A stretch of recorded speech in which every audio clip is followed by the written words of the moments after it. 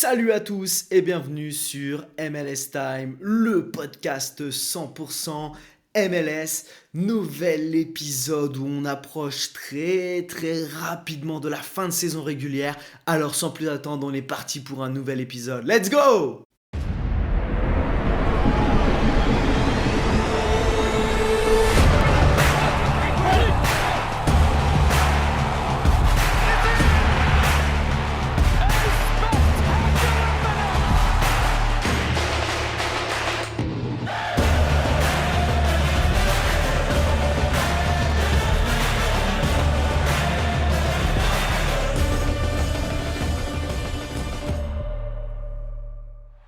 Un nouvel épisode et comme je vous le disais, ça s'enchaîne. Franchement, on a des matchs de milieu de semaine qui se sont déroulés, que ce soit en Coupe du Canada, que ce soit en MLS avec des équipes qui avaient des matchs en retard.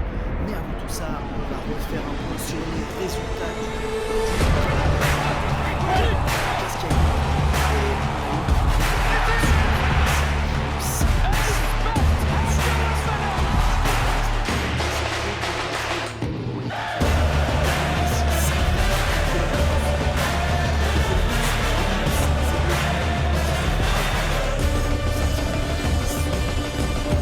Columbus, on y viendra après quand on verra les classements.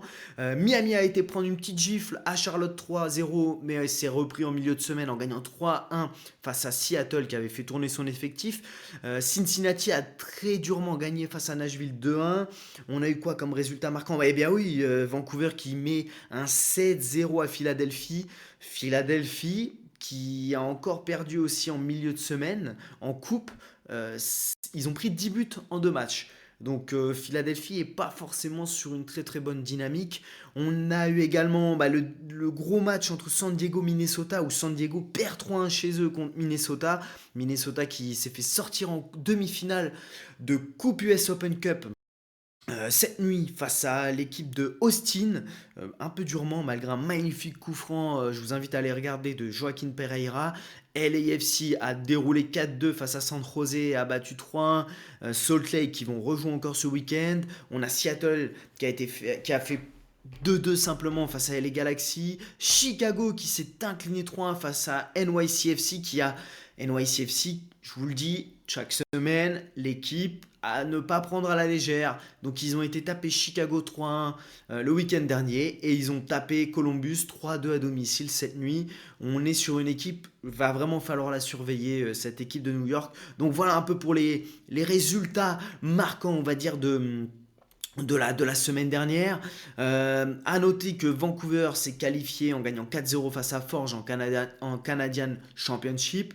Miami a battu donc, comme je vous disais, Seattle 3-1. Seattle avait fait un peu tourner. NYCFC, je vous l'ai dit il y a quelques instants, a battu Columbus 3-2. Salt Lake a perdu 4-1 à domicile contre Los Angeles FC avec un triplé d'Heung-Min et Bouanga qui met son 94e but. Denis Bouanga est officiellement le meilleur buteur de l'histoire de LAFC. Si on prend un petit point classement de MLS, parce que là, on a des équipes, elles sont à tout simplement 4 matchs de leur fin de saison régulière et d'autres à 5 ou 6 matchs, donc c'est vraiment très serré. À l'ouest, San Diego, Minnesota, c'est bouclé, ils sont qualifiés, Vancouver aussi. Ces 3 équipes-là sont à plus de 50 points. Quatrième, Los Angeles FC va y aller tout droit. Seattle est cinquième avec 6 points d'avance sur Colorado qui est en play-in et qui a 8 points de, Bon, 8 points de retard, donc c'est quasiment bouclé. Ensuite, on a Portland, Austin qui ont 42 et 41 points. Et après, ça se resserre parce que Colorado est à 30 matchs, 39 points, 8e. San Jose à 30 matchs également et est à 35 points. Après, on a Salt Lake à 34. Dallas à 34, Houston à 33 et on a une équipe de SKC qui a 27 points mais bon là qui semble lâcher à 4 matchs de la fin donc vraiment à l'ouest, c'est très ouvert Alors que à l'Est, on a Philadelphie toujours en tête, 57 points, ex aequo en nombre de points avec Cincinnati, donc 30 matchs chacune, mais qui a 55 points. Charlotte qui s'est replacé troisième, 53 points. Nashville, 50 points. NYCFC, voilà, je vous en parle. Ils ont 50 points, un match de retard, donc ils peuvent repasser à égalité pour passer troisième avec Charlotte. Cette équipe qu'on voyait vraiment pas là, moi je les voyais en grande difficulté en début de saison. C'est un énorme travail accompli par le staff. L'Inter Miami a 3 matchs de retard sur Philadelphie et 8 points de retard. Donc voilà, Miami a un peu une saison tronquée et peut repasser premier s'ils gagnent leur match de retard. Et voilà, on arrive au point dangereux. C'est Columbus qui est aujourd'hui 7ème avec 30 matchs et 49 points. Et juste derrière en play-in, on a Orlando, donc 29 matchs, donc un match de retard, 48 points. Et Chicago à 42 points, 29 matchs, donc également un match de retard. Donc clairement, Columbus, si Orlando gagne son match de retard, ils sortent de la zone playoff, donc qualifiés directement, et ils devront jouer un barrage. Et comme vous le savez, le barrage, ça sera soit Chicago, soit les Red Bull New York, ce qui n'est pas du tout un cadeau pour cette équipe de Columbus qui encaisse énormément, hein. Ils ont encaissé tout simplement 9 buts sur les 2 derniers matchs. Donc c'est complètement fou. Alors je vous dis des bêtises, c'est pas 9 buts. Ils ont mis 7 buts, mais ils en ont encaissé 5 contre des équipes comme NYCFC et Atlanta. Eh bien écoutez, après avoir fait ce petit point classement, on va passer plus en détail aux actus de la semaine. Alors je vous préviens tout de suite, c'est vraiment réduit. On n'a pas eu énormément d'infos. Je pense que tout va tomber ce soir vu qu'il y a eu des matchs en milieu de semaine, que certaines équipes n'ont plus rien à jouer, d'autres vont un peu cacher peut-être les entraînements. Voilà. Les infos importantes de la semaine, c'est du côté des Revs. Donc eux, les Revs, saison terminée. Ils ont racheté le contrat d'Ivasic. Bon, vous vous en doutiez, je vous en avais parlé. Matt Turner est revenu. Donc ça y est, il est libéré. Et il libère une place internationale qui va compter. Et les Revs ont viré également leur coach Caleb Porter.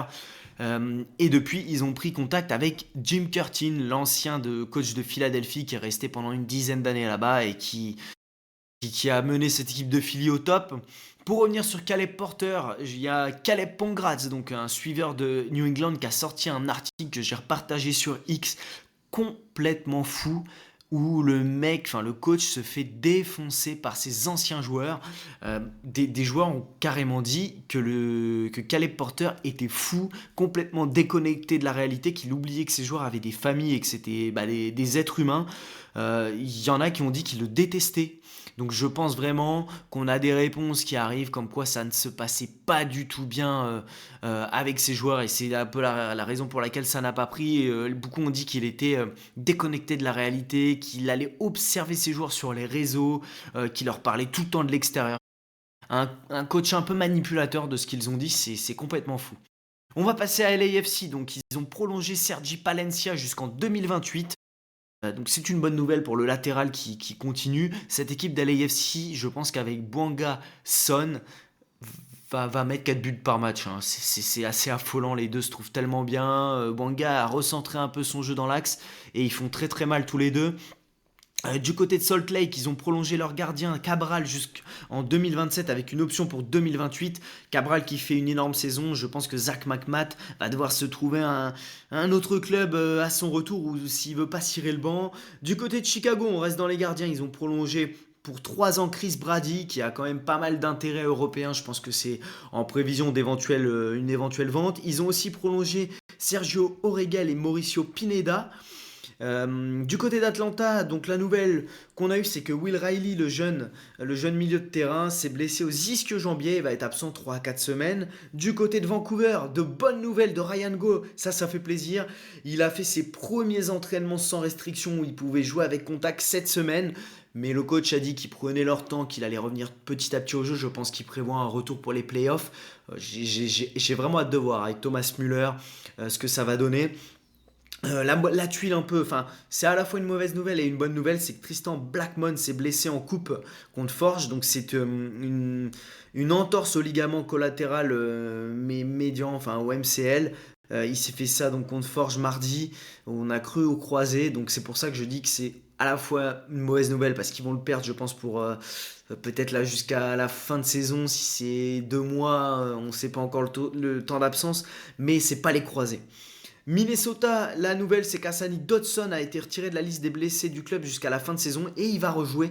Donc certainement un retour pour la fin de saison et les playoffs, ce qui est une très bonne nouvelle. On est donc au bout de toutes les infos de la semaine. Donc vous voyez, comme je vous l'ai dit, très peu d'infos. Je vous invite à rester connecté ce jeudi soir sur mon compte X NelimB pour avoir toutes les dernières infos. Je pense que c'est ce soir, on va avoir les conférences de presse où tout va tomber. Donc on va pas perdre de temps et on va aller tout de suite sur la journée à venir. C'est parti.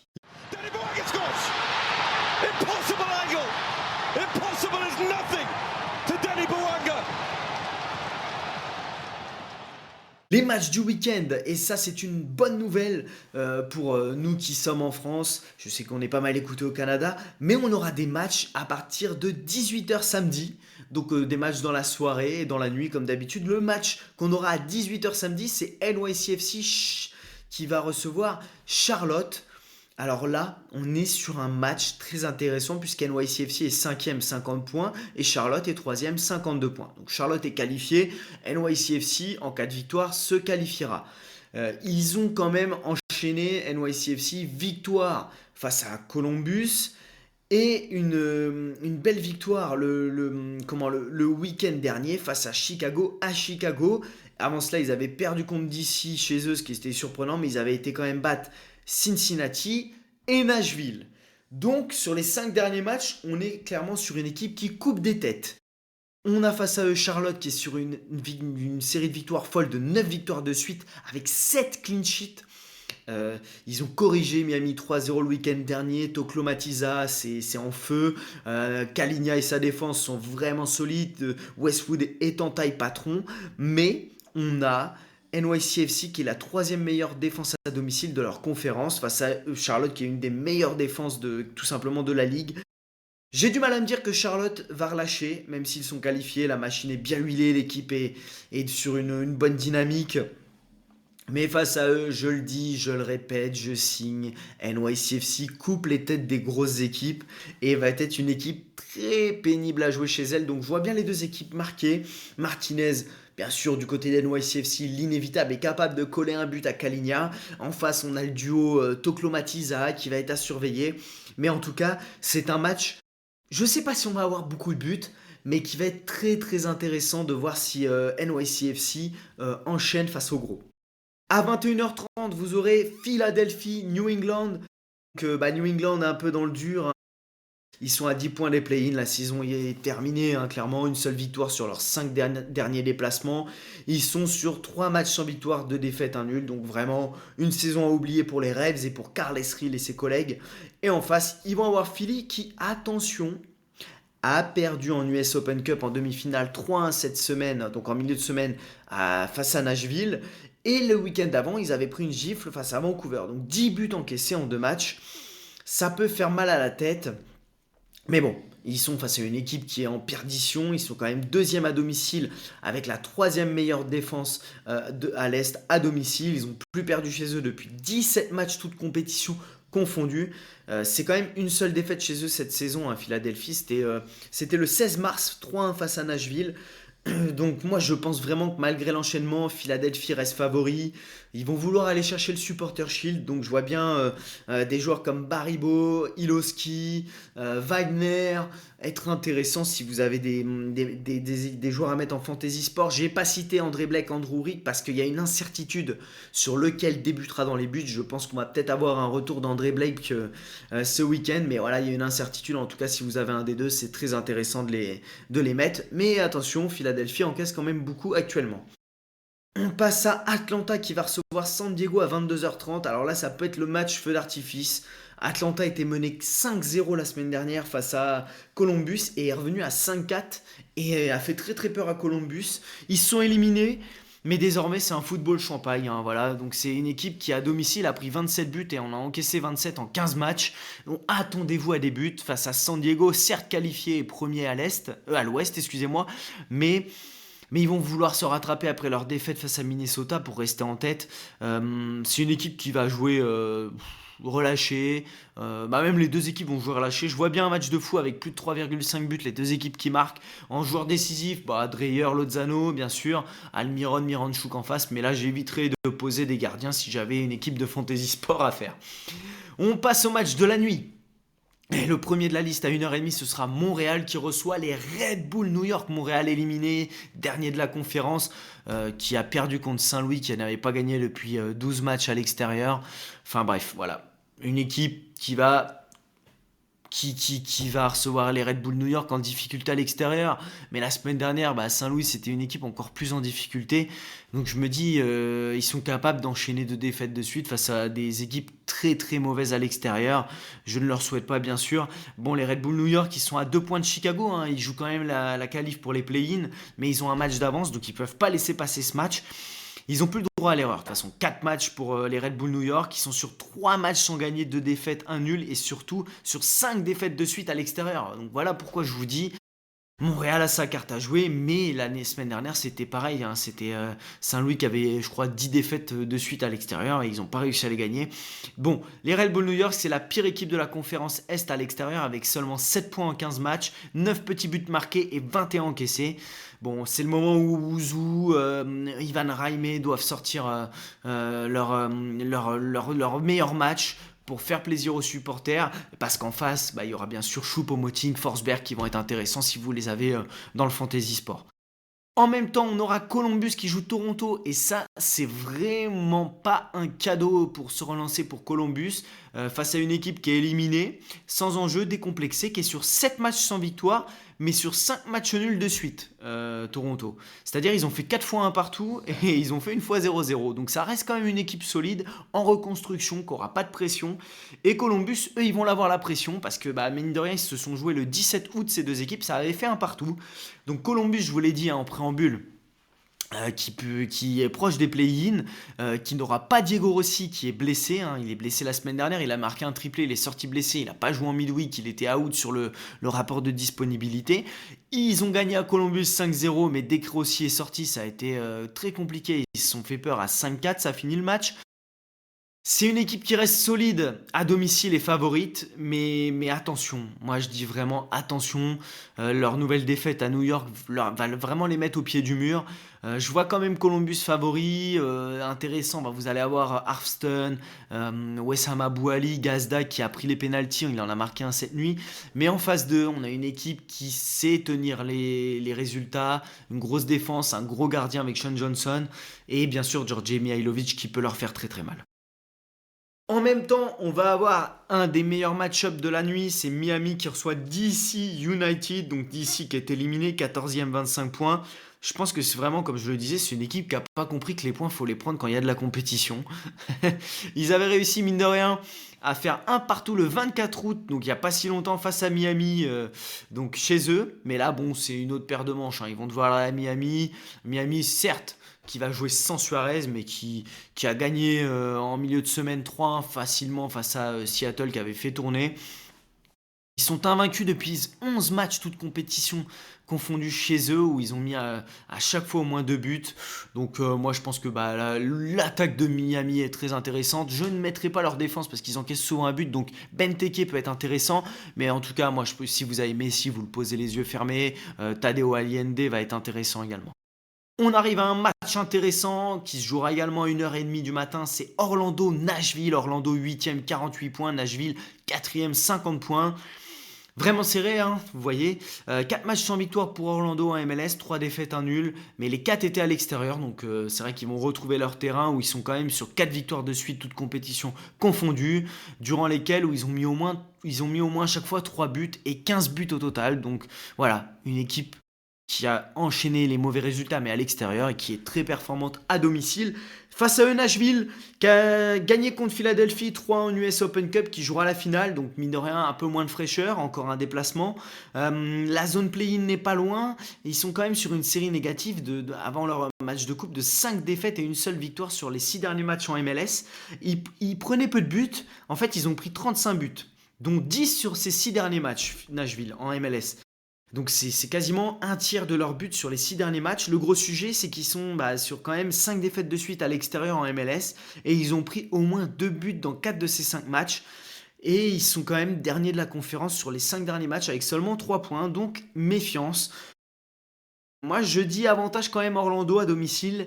Oreda, Muriel vont être intéressants. Bon, en face, on a Suric et Mouktar aussi. Je vois bien les deux équipes marquer plus de 2,5 buts. Mais attention, Orlando va retrouver son terrain. Nashville va faire un match à l'extérieur. Donc, je vois bien quand même Orlando être favori et faire mal à cette équipe de Nashville. On passe au match de 2h30 avec un Dallas-Colorado. Dallas 11e, 34 points. Ils sont à un point de la zone play-in avec un match de retard sur San Jose. Donc rien n'est joué. Pour moi, c'est compliqué à juger parce qu'ils sont quand même 13e à domicile dans leur conférence. Ils ont encaissé 23 buts et seulement 20 marqués.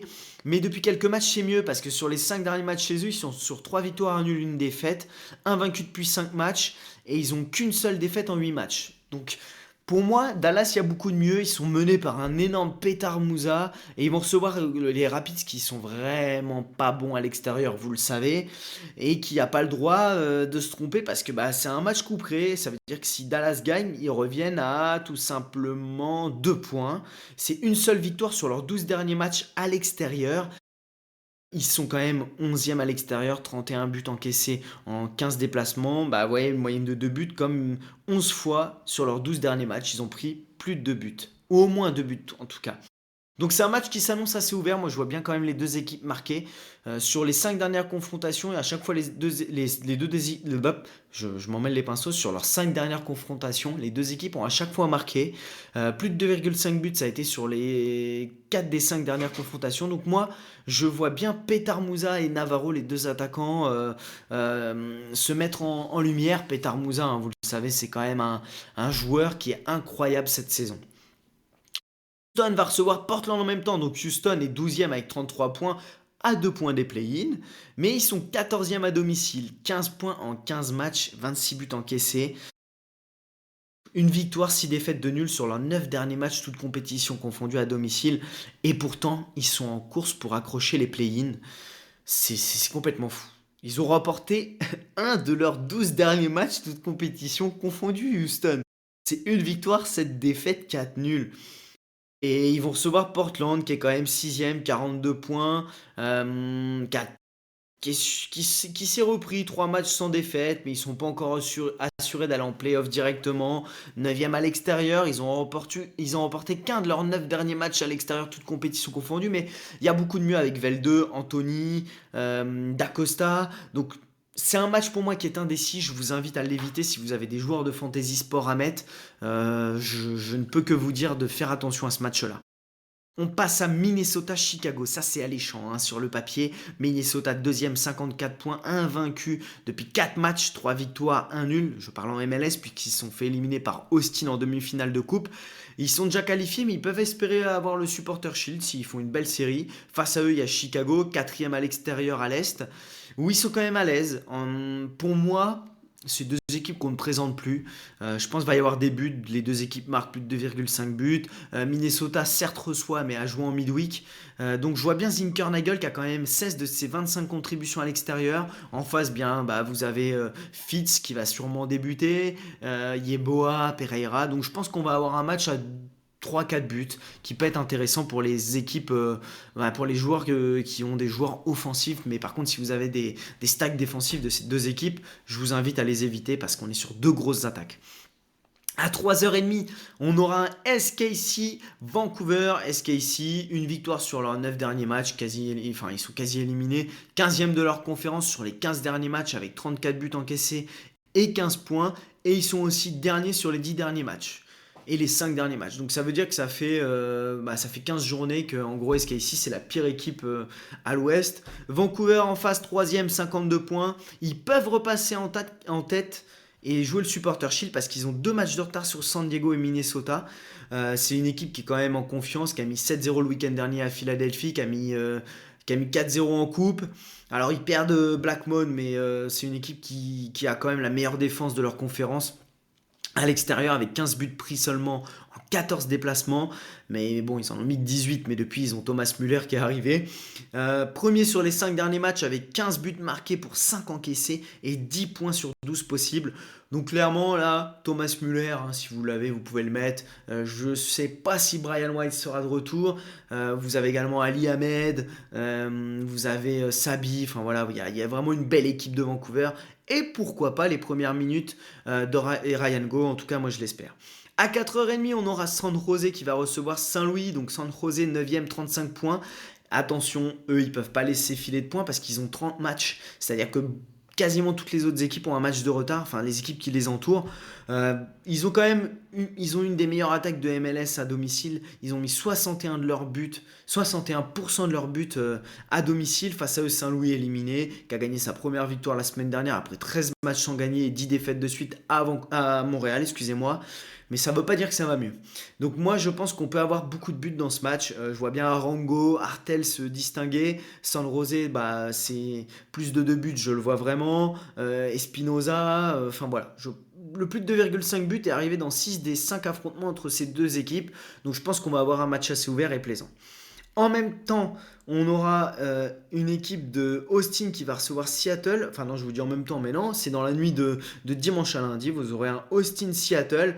Austin qui vient de se qualifier pour la finale de US Open Cup. Sur une victoire 2-1 face à Minnesota en milieu de semaine. Ils sont 7e avec 41 points et un seul point d'avance sur la zone de play-in. Mais ils sont invaincus depuis 10 matchs chez eux, toutes compétitions confondues. Et ils ont perdu que 2 fois chez eux cette saison.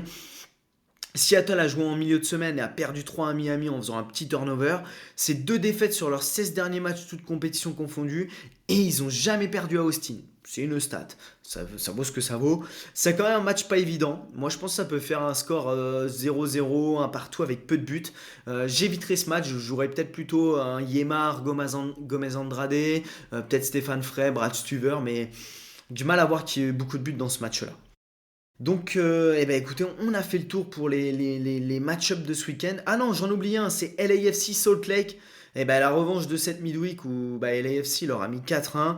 Là, par contre, Olatunji a pris un rouge pour Salt Lake. Je vois pas comment le score pourrait être autre qu'un remake pour LAFC, sachant que ça va être à LAFC qui est 3e à domicile. Enfin, Bouanga et Hugminson sont en feu. Ils ont chacun mis un triplé sur les 2 derniers matchs. Salt Lake 10e, 34 points, 12e à l'extérieur. Alors certes, ils sont en course pour les playoffs, mais moi je vois vraiment cette équipe d'LAFC favorite. Alors Lloris, Palencia, Bouanga, Son, vous pouvez y aller sur les joueurs.